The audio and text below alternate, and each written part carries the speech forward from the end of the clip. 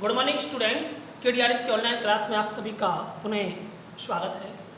पिछली वीडियो में मैंने आपको जो पॉइंट नंबर 5 है उसके 2 स्टेंजा पढ़ा दिए थे। आज इस वीडियो में मैं आपको इसके जो रिमेनिंग स्टेंजा हैं 2 उनको और पढ़ा रहा हूँ। तो देखते हैं, ध्यान से देखिएगा। इसका जो थर्ड स्टेंजा है,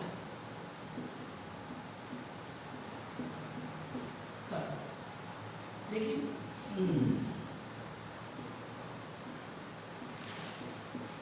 making everything afraid,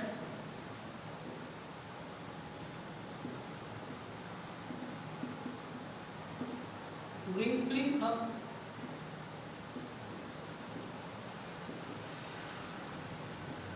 his little face as he cried again for aid, and I cannot find the place।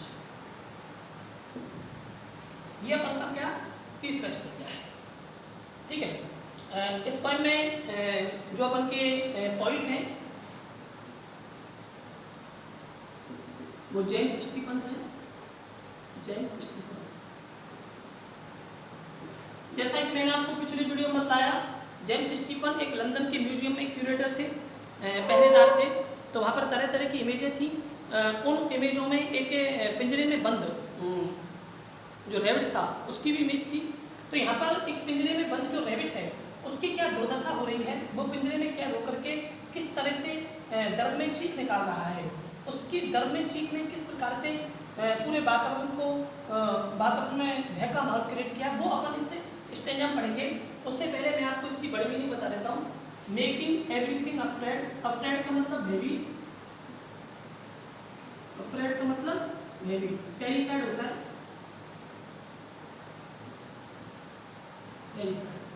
Wrinkling up his little face, wrinkling, wrinkling का मतलब होता है मुरझाना, मुरझाना, मुरझा जाना।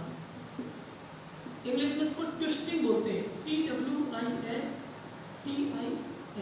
ट्विस्टिंग, ठीक है। हिज लिटिल फेस, लिटिल यानी छोटा सा, फेस यानी चेहरा। यहाँ पर लिटिल का आप इनोसेंट भी ले सकते हैं, भोला बाला, निर्दोष। As he cried, cried, cried means चिल्लाना। अगेन फॉर एड, एड पहले भी आ चुकी है, इसका कोई हेल्प होता है। And I can not find, find and ढूंढना, और प्लेस मीन्स स्थान, ठीक है। ये इसकी क्या है, बड़ी मीनिंग है।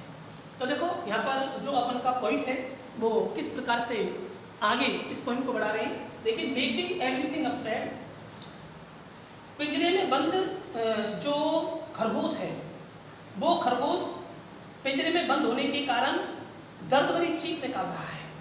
तो उस दर्द भरी चीख ने मेकिंग एवरीथिंग अफ्रेड, प्रत्येक प्राणी को भयभीत बना दिया है। मतलब वो जो खरगोश है, उस खरगोश के चारों ओर का जो वातावरण है वो वातावरण में कैसा हो गया है, भयभीत हो गया है। उस वातावरण में रहने वाले सभी प्राणी भी क्या हो गए, भयभीत हो गए हैं, क्योंकि उनको भी ये डर सता रहा है कि आज इस खरगोश की ये दुर्दशा है, तो हो सकता है आगे आने वाले फ्यूचर में हमको भी इसी प्रकार की स्थिति का सामना करना पड़े। तो फ्यूचर डेंजर्स को लेकर के क्या है, परेशान है। Wrinkling up his little face, और उसका जो छोटा सा चेहरा है वो क्या, मुरझा गया है। Little face, little face innocent चेहरा, मतलब वो पिंजरे में कैद है।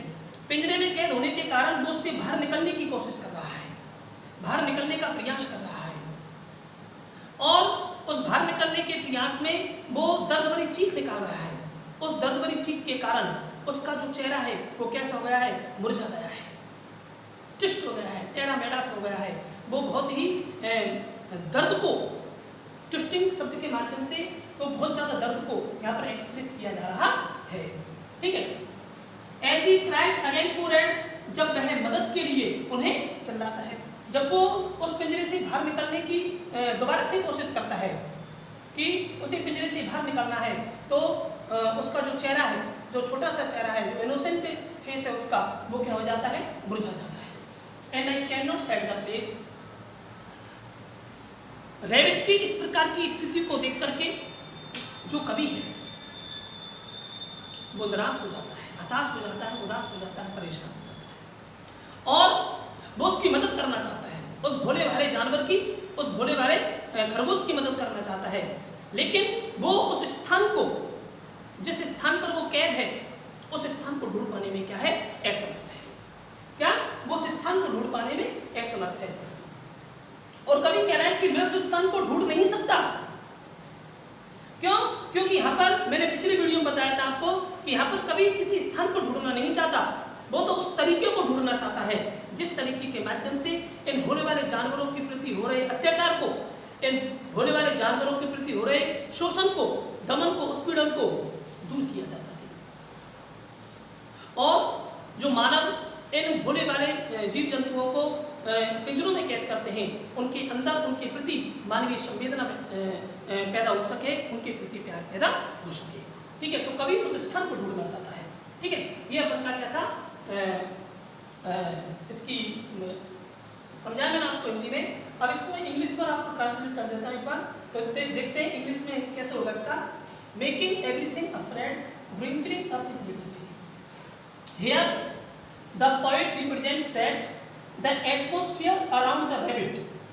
Here the poet represents that the atmosphere around the rabbit is just fearsome, and each and every creature is afraid of the forthcoming danger that can be befallen them. ठीक है, further the poet wrinkling up his little face. Further the poet imagines that his little further the poet represents that the little creature face, the little creature face that is wrinkling up or twisting in pain when he is making an effort to come out of that awful trap. Awful means भयानक जाल से जब वो बाहर निकलने का प्रयास करता है। When the poet hears again the cries for aid, he is very desperate, yeah, he becomes very desperate and he wants to help, but he is unable to find the place from where the rabbit can be released. Okay, ये अपन का क्या था, English में था। अब इसका अगला stanza मैं आपको पढ़ा रहा हूँ, चौथा स्टेंजा, और अपन इसको देख लेते हैं।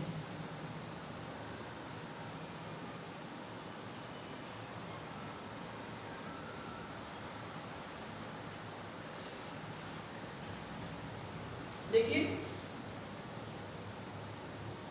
फोर्थ स्टेंजा इसका और लास्ट स्टेंजा है। And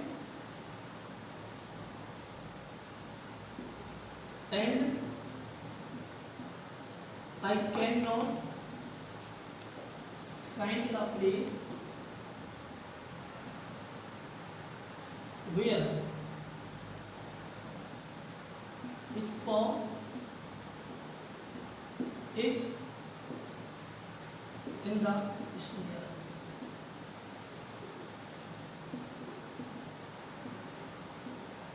Little one, oh little one, I am searching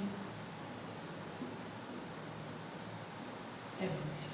ठीक है, ये अपन का लास्ट स्टेंजा है इस पॉइंट का। देखो, तो देखते हैं इसको, इसकी बड़ी मीनिंग देख लेते हैं। And I can not find the place where is paw. Paw का मतलब होता है पंजा। Is in the snare, snare mean जार होता है। लिटिल वन, छोटे बच्चे। ओ अरे, ओ मीन्स अरे। Little one, I am searching. Searching means तलाश करना, लुकिंग फॉर, तलाश करना। एवरीवेयर मीन्स सिंपल बड़ी मीनिंग है, कोई प्रॉब्लम वाली बात नहीं है अपन। तो देखो लास्ट स्टेंजा और पढ़ लेते हैं अपन। यहाँ पर कवि क्या कहना चाह रहा है, and I can not find the place where his paw is in the snare. और मैं द प्लेस, उस स्थान को कैन नॉट फाइंड, ढूंढ नहीं सकता, और मैं उस स्थान को ढूंढ नहीं सकता वेयर, जहां हिज पॉ, उसका पंजा, इज इन द स्नेयर, जाल में फंसा हुआ है। मतलब कभी उस खरगोश की उस प्रकार की स्थिति को देख करके अत्यंत बेचैन हो जाता है, परेशान हो जाता है और वो उस स्थान को ढूंढ पाने में अपने आप को असमर्थ पा रहा है जहाँ पर उस लिटिल इनोसेंट जो क्रिएचर है, जो रैबिट है, उसका पंजा उस जाल में फंसा हुआ है। वो पंजे यहाँ पर कवि ने पंजे को ड्रॉ किया है, पंजे को जाल में फंसा हुआ होना मतलब वो उस जाल में से अपने पंजे को बाहर निकालने की कोशिश कर रहा है, उस जाल में से अपने पंजे को बाहर निकालने की कोशिश कर रहा है। उस स्थान को कवि ढूंढने में क्या पा रहा है, अपने आप को असमर्थ पा रहा है। ठीक है, लिटिल वन ओ लिटिल वन। आगे कवि कहता है कि छोटे बच्चे, अरे छोटे बच्चे। देखो ये अच्छी लाइन है। यहाँ पर कवि जो जानवर है खरगोश, उसको एक तरह से उसका मानवीकरण कर दिया है, एक तरह से उसको मानव के रूप में पुकार रहा है। जिस प्रकार मानव का एक छोटा बच्चा होता है उसको बच्चा बोला जाता है, उसी प्रकार से ये इसको क्या बोल रहा है, छोटे बच्चे, अरे छोटे बच्चे। मतलब यहाँ पर कवि ये कहना चाह रहा है कि हमको जानवरों के प्रति मानवीय संवेदना रखनी चाहिए, उनके साथ भी मानव जैसा बर्ताव करना चाहिए, उन्हें किसी प्रकार के जाल में नहीं फंसाना चाहिए, उनको भी खुले वातावरण में प्राकृतिक परिवेश में उनको भ्रमण करने की हमें अनुमति देनी चाहिए, उनके प्रति प्रेम पैदा करना चाहिए। And I am searching everywhere, और मैं सभी जगह तुम्हारी तलाश कर रहा हूँ, सभी जगह तुम्हारी तलाश कर रहा हूँ। इसका मतलब है कि मैं ये मानवों के अंदर जानवरों के प्रति मानवीय संवेदनाओं को पैदा करने की कोशिश कर रहा हूँ, ताकि कोई भी व्यक्ति किसी भी प्रकार के जानवर को किसी भी प्रकार के जाल में नहीं फंसा सके। ठीक है, ये अपन का स्टैंजा था। अब इसको मैं एक बार आपको इंग्लिश में और बता देता हूँ। देखो, and I cannot find the place where his paw is in the snare. In the last stanza of the poem, the poet wants to say that he is unable to find the place, he is unable to find the location from where the rabbit can be released, and he images that little creature paw that is caught in the snare. ठीक है, further the poet addresses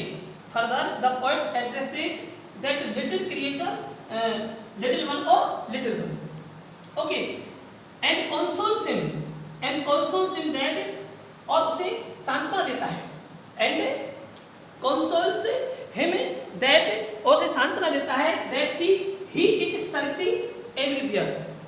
It means he is searching everywhere to reach him anyhow. Okay, in this stanza the poet wants to say his readers that all the human beings should leave cruelty and show love towards animals. ठीक है, ये अपन का क्या था, stanza था। अब इस point के सारे स्टैंजा मैंने आपको कंप्लीट पढ़ा दिए। इसके बाद इसके क्वेश्चन आंसर चलेंगे, तो मैं अगले वीडियो में आपको क्वेश्चन आंसर पढ़ाऊंगा।